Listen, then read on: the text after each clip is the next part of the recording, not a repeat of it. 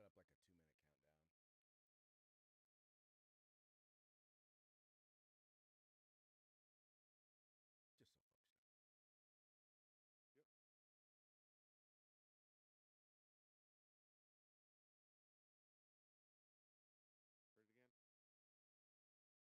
Heard it again. Oh, yes, that was mine. I didn't. It's been going off so long. I didn't even. I didn't even. It's just No, that what, it's what you're background saying noise. is what you're saying is it's true what they say about smoke detectors at black people's houses. Yeah, I haven't knocked it off the roof yet. That's what it says about. That's the next step. Then months later, a battery will get put in it. You haven't seen that video? There's all sorts of videos No. out there. How to tell a black person's house. They start talking and you hear the beep in the background. Oh, that's horrible. Yeah, horrible but true. You racist. I was like, I know what it sounds Here we like, go. but I don't want to say There we it. go. Going live in three, two, one.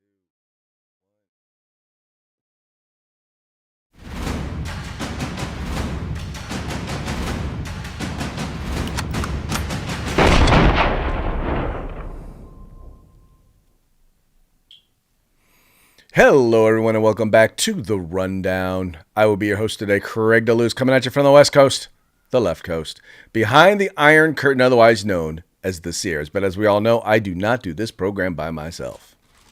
That's right. My name is Mike Piwowarski, coming to you live from the East Coast.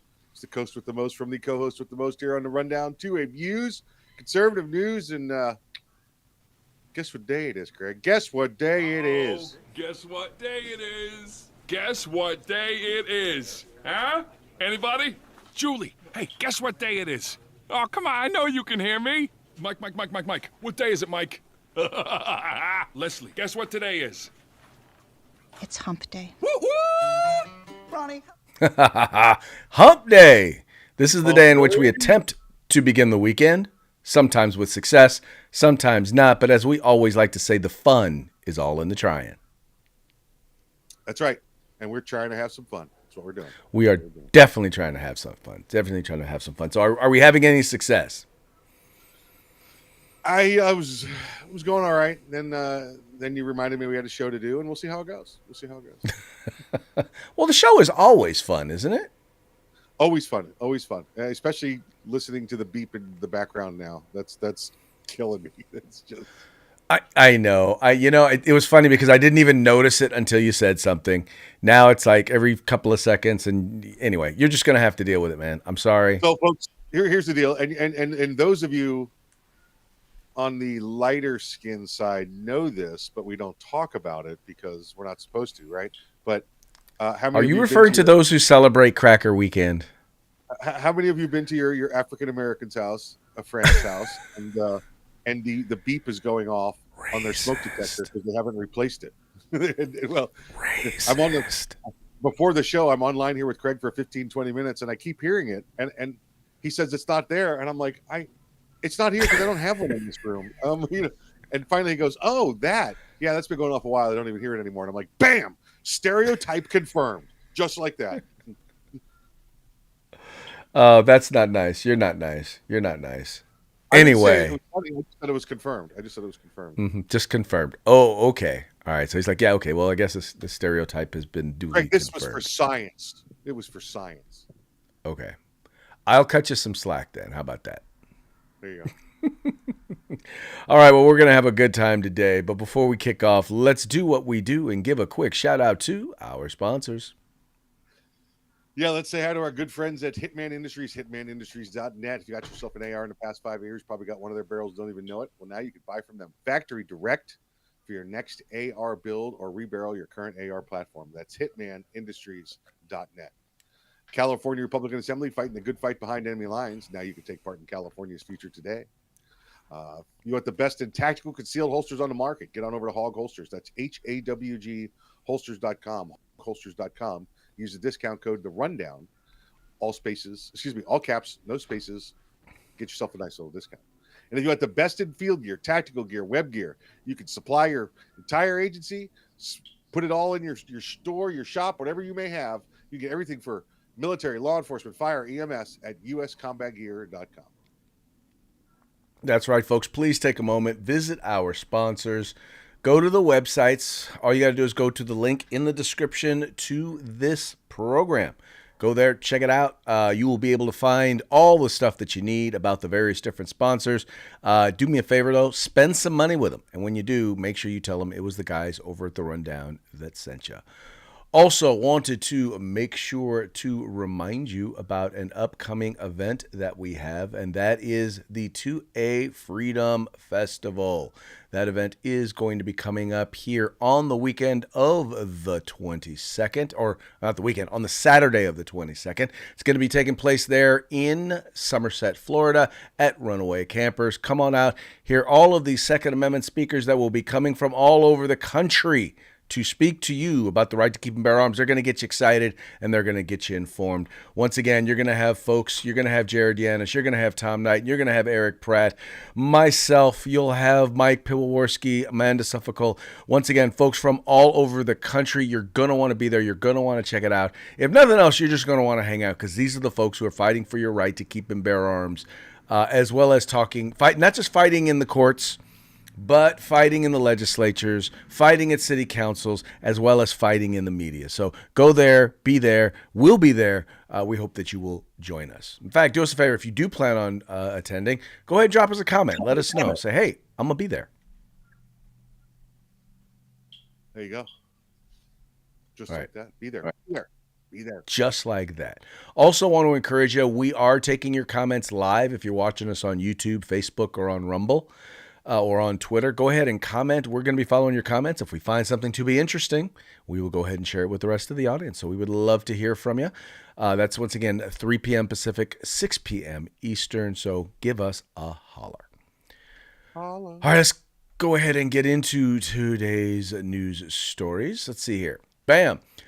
I don't know how I missed this, but I did. So I know it's a few days late, but I wanted to report on it. And that is President Donald Trump's executive order protecting Second Amendment rights. Now, once again, and we've talked about this before, Donald Trump, during his first term in office, said some things that, caused some people to raise question, including myself. I will raise my hand. But he went down as the most pro Second Amendment president we've ever had, largely because of the position that he took when it came to his judicial appointees. Well, this time he made sure to leave absolutely, positively, no doubt, by saying, look, we are going to make sure that we protect your Second Amendment rights. And he did so by signing an executive order last week protecting our Second Amendment rights. Now, what I wanted to do is get into the how, and this is the thing, because he is hitting the ground running and he is doing it fast. Right here, we've got the purpose plan of action. This is as of the 7th, right? So this is as of 5 days ago.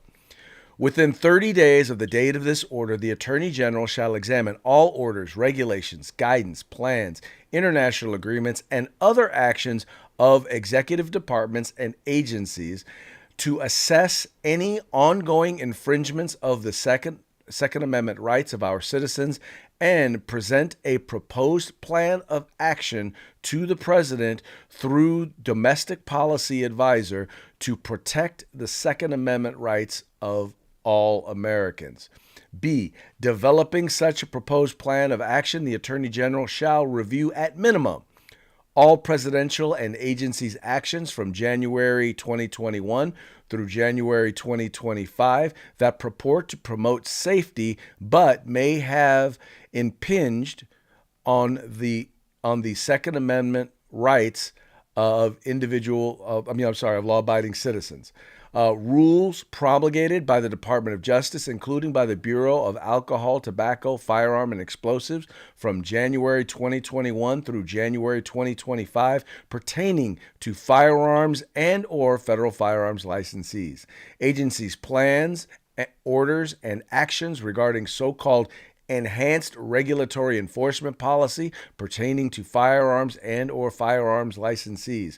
Reports and related documents issued by the White House Office of Gun Violence Prevention. They got to go through those.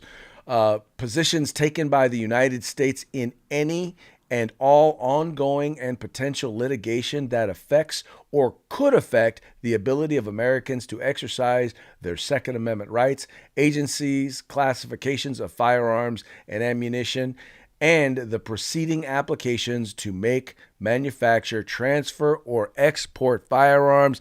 Basically, Mike, what he is saying here is anything that we have done, all right, that's been done anywhere near or a part of the executive that we have done or agreed to, anything that is not just an infringement, but an impingement, right? Which means not just that keeps you from exercising your right, but might just slightly get in the way of your affecting your Second Amendment rights. Yeah, you're going to identify it, and you're going to put together a plan of action as to how we're going to undo it.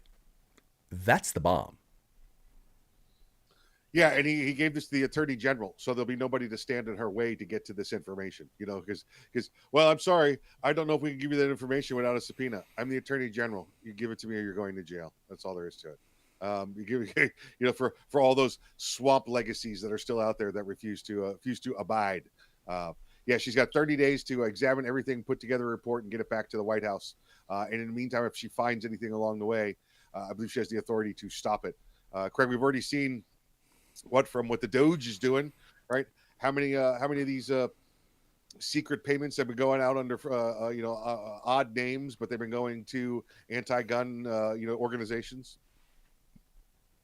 Right. Yeah, no, dude, it's crazy.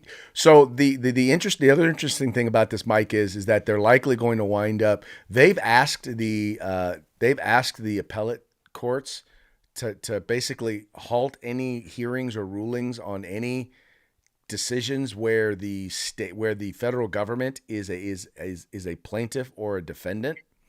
Yep. Because they are going to likely what's going to wind up happening, and once again, if you read that order, they're likely going to remove the government's position or opposition in any of these cases, which is basically going to render them moot. Yeah, so they have to be careful with the way they do it as well. They can't Yeah. just go, okay, listen, there's cases that were pending against the Biden administration and ATF. Well, now that there's a new sheriff in town, they could just easily swap the names and they go after the new guy, but they don't want to do that because, let's say, Craig, 4 years, 8 years, 12 years down the road from now, a new administration comes in and decides they want to redo it and bring back more gun control. They want to dismiss these in such a way so that it is done with prejudice, which means it cannot be brought back up again. So they can't just say we're out. They have to do some paperwork here.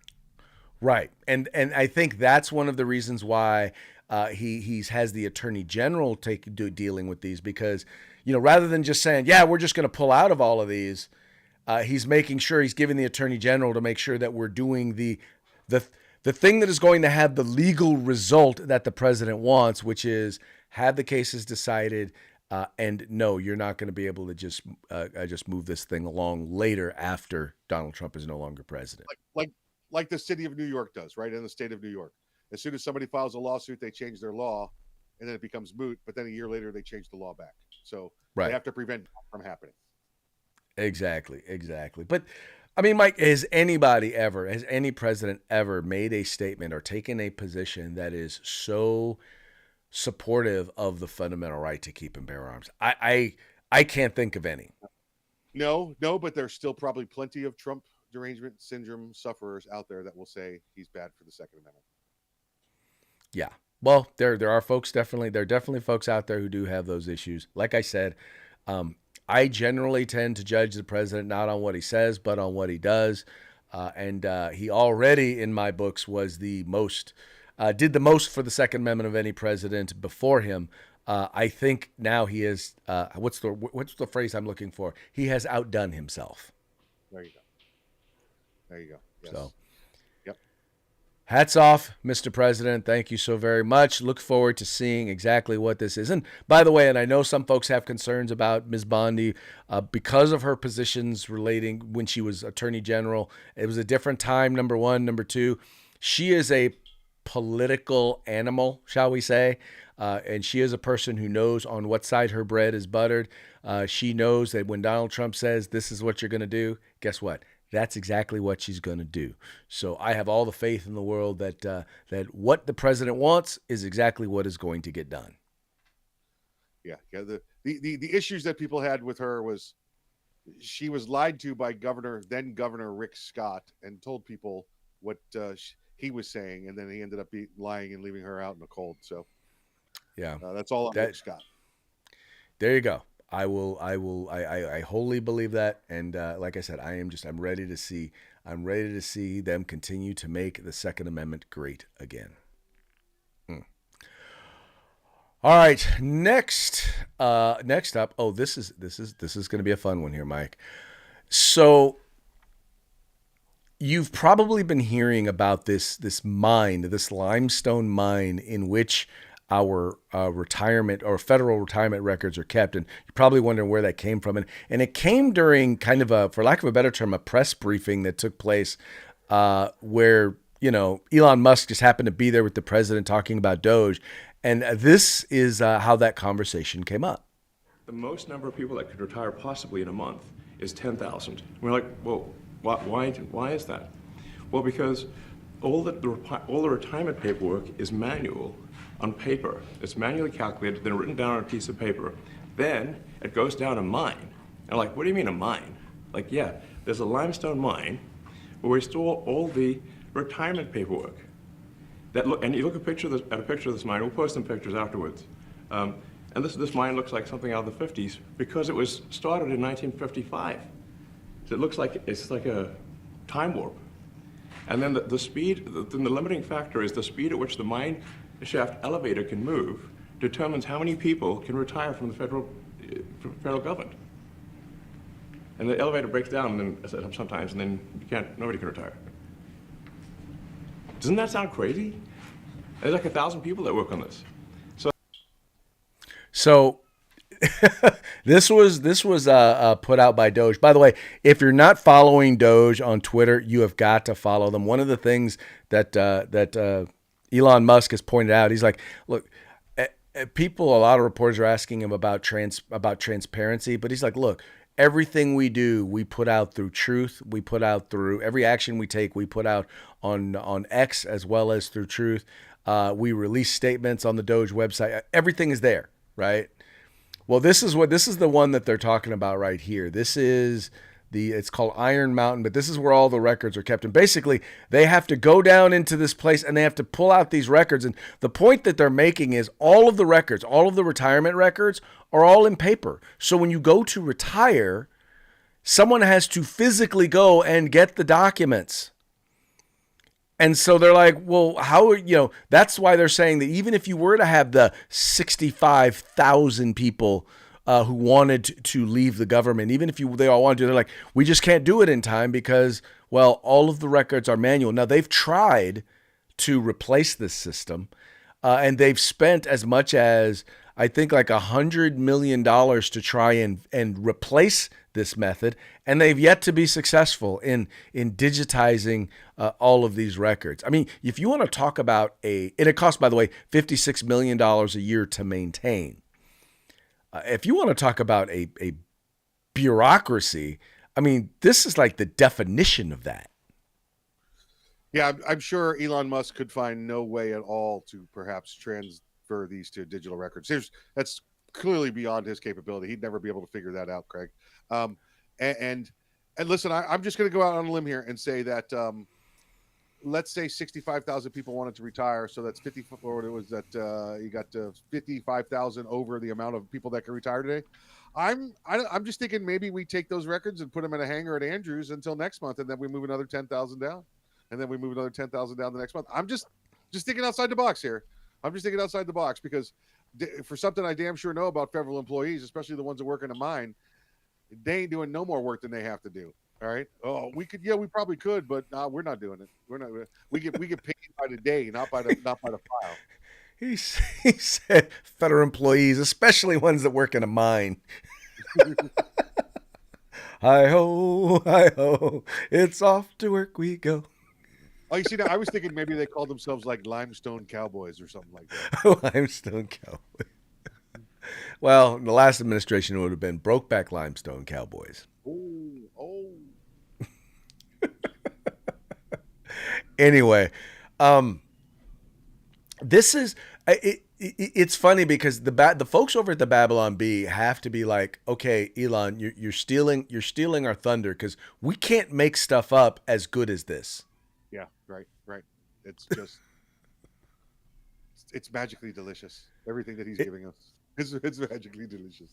And once again, I will point out that no one is mad. All right, everyone who is mad, they're not mad that something like this happens, that this is in fact the case. They're mad at Elon Musk for pointing it out. Yeah, and I don't. Still having trouble getting wrapped around this. Right? Hold on. Let me get this straight. Your last stance was that the economy was horrible, and that there's not enough money, and everybody's poor, and you want more money from the government. And now the guy that's pointing out that the government's wasting billions of dollars and there's more money available, you're mad at him? What? How? What I find funny is they're like, well, this guy's a tyrant.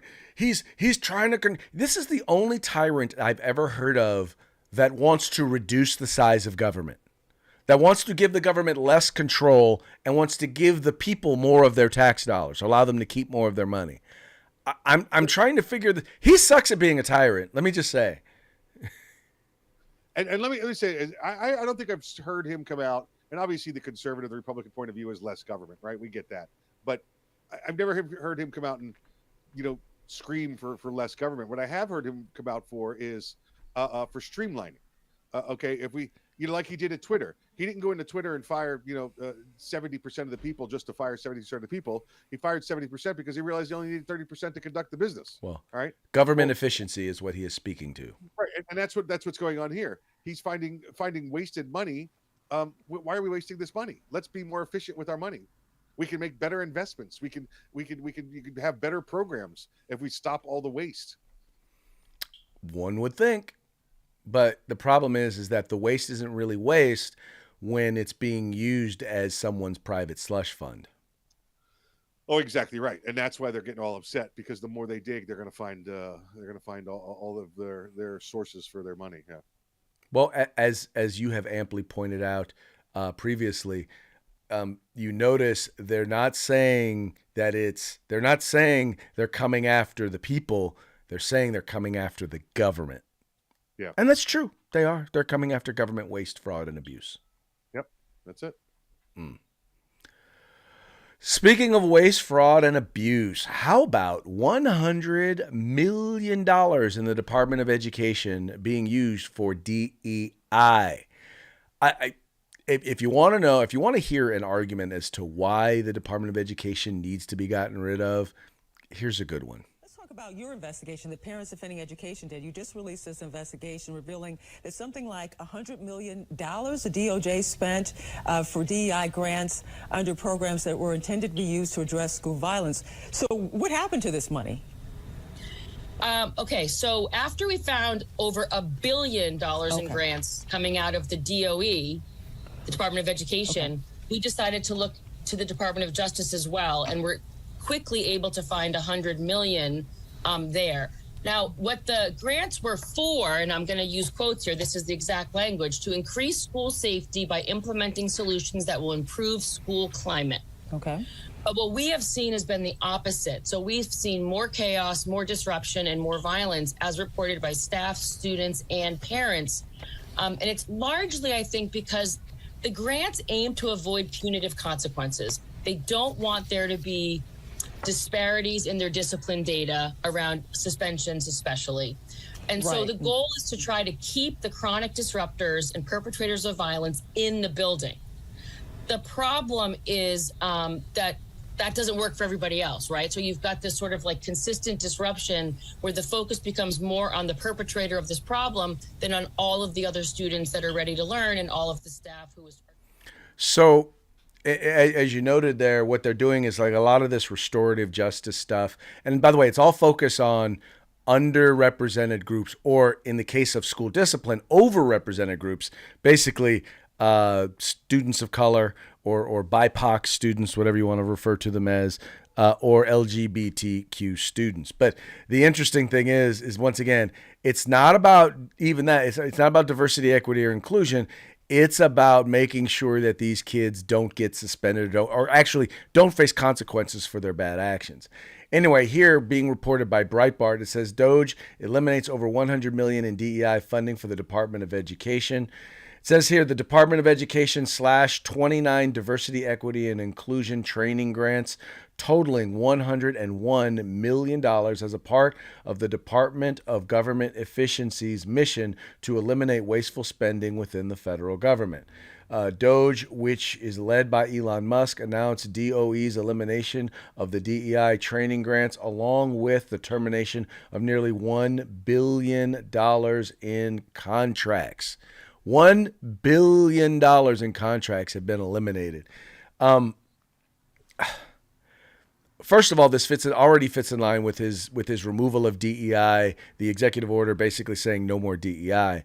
But then, once again, looking at the waste and how it's being used, and you folks would not be surprised. No, in any other time in history, you would be surprised at how this money is being spent. But the reality is, given what we now know, I'm sure you would not be surprised about the sorts of training and the things that are going on that have, by the way, nothing to do with educating students and the quality of educating students. And because most of these grants, by the way, are being put in place in school districts where the students can barely read, write, or do math at grade level. Yeah, very true, very true. Craig, what gets me about this is that you've had you're talking about the misappropriation of funds here. And Craig, you sit on a governing body there on the school board. Folks, you've seen it in Congress. They come along and they say, man, we need $10 million for aid to go here to do whatever we need to do. And they say, well, I'm sorry, this year's budget's already approved. It'll either have to be a next year's budget or we'll have to have a special session to approve it. Because once something's assigned to a line item number and goes for that purpose, that's the only place it legally can go. But evidently that's not what's been going on over in DOE, Craig. They might have funding for security of schools, and yet they've been sending it off to DEI somehow. Yeah, well, I'll tell you, when I think about, first of all, like I said, overall, our budget at our school district is probably about 7% federal money. And every single one of those dollars comes to us with strings attached. And then on top of that, when you even look on top of that, they place requirements that wind up infringing on our general fund, our discretionary fund. So we wind up actually having to take money out of the classroom to do a lot of this stuff. We have seen in education, even though student population has grown somewhere around 10% since the 80s in public schools, we've seen like an 84% increase in money going to schools. We've seen like well over 100% increase, not in money going to the classroom. We haven't seen hardly any increase in money going to the classroom. We've only seen an increase in money that's been going to administrators. So all of these DEI, assistant superintendents, deans of equity and inclusion, that's where all of this money is going. These contracts with the Ibram X. Kendis of the world, of the Ryan B. Angelos of the world, where they get paid $150,000 to $100,000 to come and speak for an hour and then sell a bunch of their books. That's where all of this money, this additional money, is going. And then we wonder why our kids can't read, write, or do math at grade level. Because they don't care about the kids' education. If they did, they'd have secured the schools long ago. Exactly. Well, because they care more about the teachers' unions more about the appearance. And see, if the teachers' unions tell them they're doing good things for kids, then they believe that they're helping kids. They don't actually look at, it's not, I want to say intentions, because liberals tend to judge people based on their intentions. But it's even worse because they always assume that if it's a Republican, their intentions are evil. And if it's a Democrat, their intentions are noble and good. No matter what the outcome of the policy that they implement, they ignore the actual outcome. And my attitude is, if you know everywhere an idea has been tried, it's failed and been a waste of money, and you try it anyway, then by definition, your intent is flawed. You have bad intent because you're trying to do something you know doesn't work. That's right.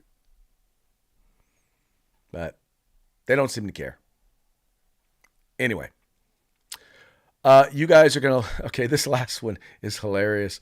I will say, I've always said that Donald Trump is the ultimate, I mean, he knows how to troll people, and that's the reason why Elon Musk and he get along so well.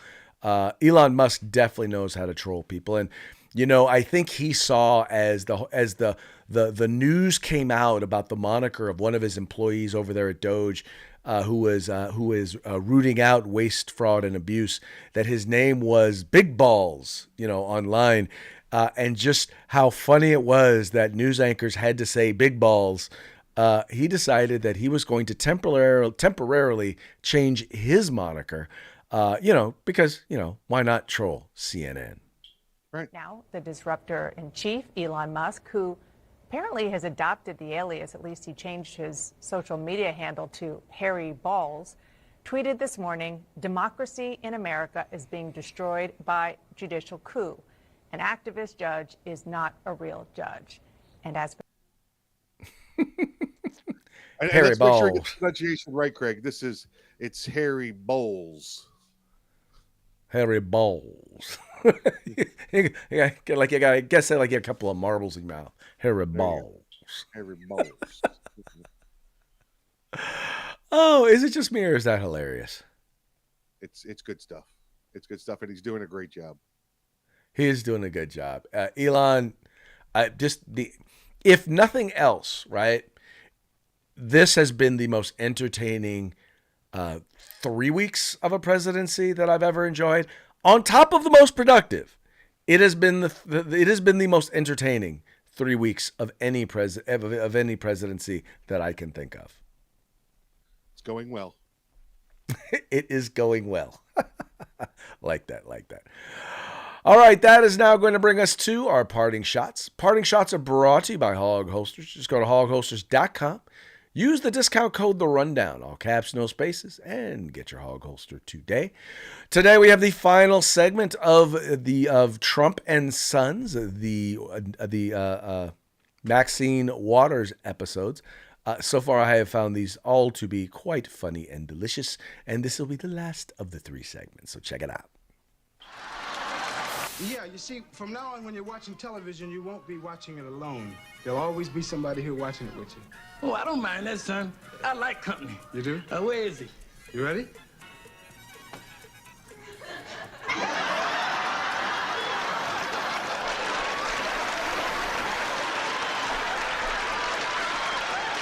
Oh, son, don't do that. Get that picture over there. I can't look at TV with that picture up there. Oh. I'm sorry, Pop, I can't do that. It's a package deal, man. If you want to watch television, that picture goes with it.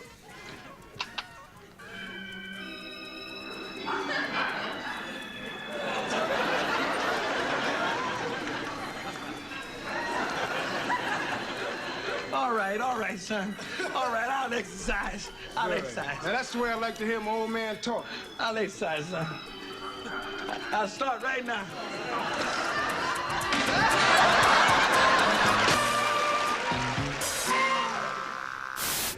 Hello. Hello, beautiful. Oh, you're calling me beautiful. No, I'm looking at the junkyard.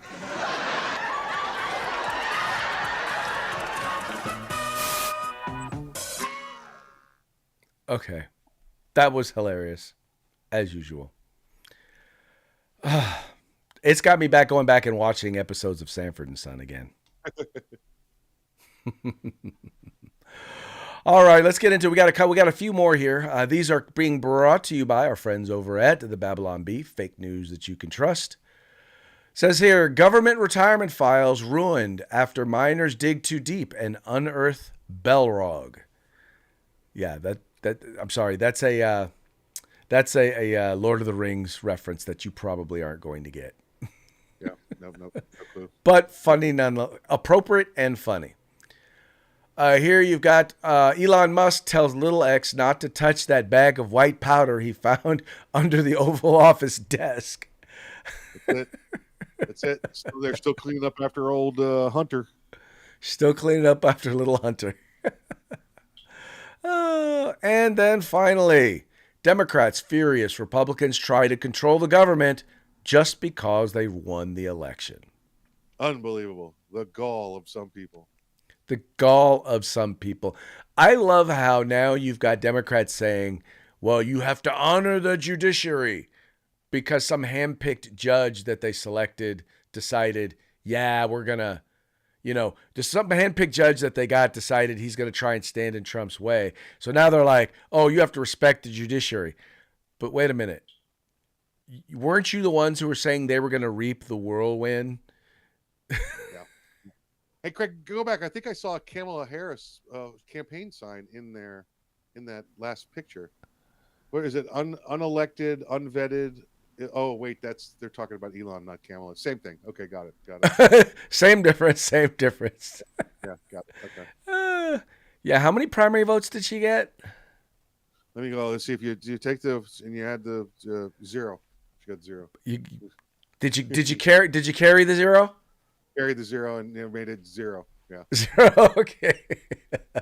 All right, folks. Well, hey, that's going to bring us to the end of the program. But before we go, we got one more quick shout out to our sponsors. That's right. Say hello to Hitman Industries, hitmanindustries.net. You can get AR rifle and pistol barrels, any rifle or pistol caliber, any length you desire. Just get on over to hitmanindustries.net. California Republican Assembly fighting a good fight behind enemy lines. Now you can take part in California Future Today. And if you got an agency, you got an organization, you got a store, and you want to stock it with all sorts of goods, get on over to uscombatgear.com. They've got fire, EMS, security, military, person, whatever you need. They got it all. Just check them out at uscombatgear.com. That's right, folks. Please take a moment, visit our sponsors. Just follow the links in the description of this program. Make sure you spend some money with them and tell them that the guys over at the Rundown sent you. And with that, we're going to call it a day, and we will be back tomorrow on Throat Punch Thursday. Till then, y'all have fun. Stay safe, and if you get a chance, send a few downrange. I'll let you tomorrow.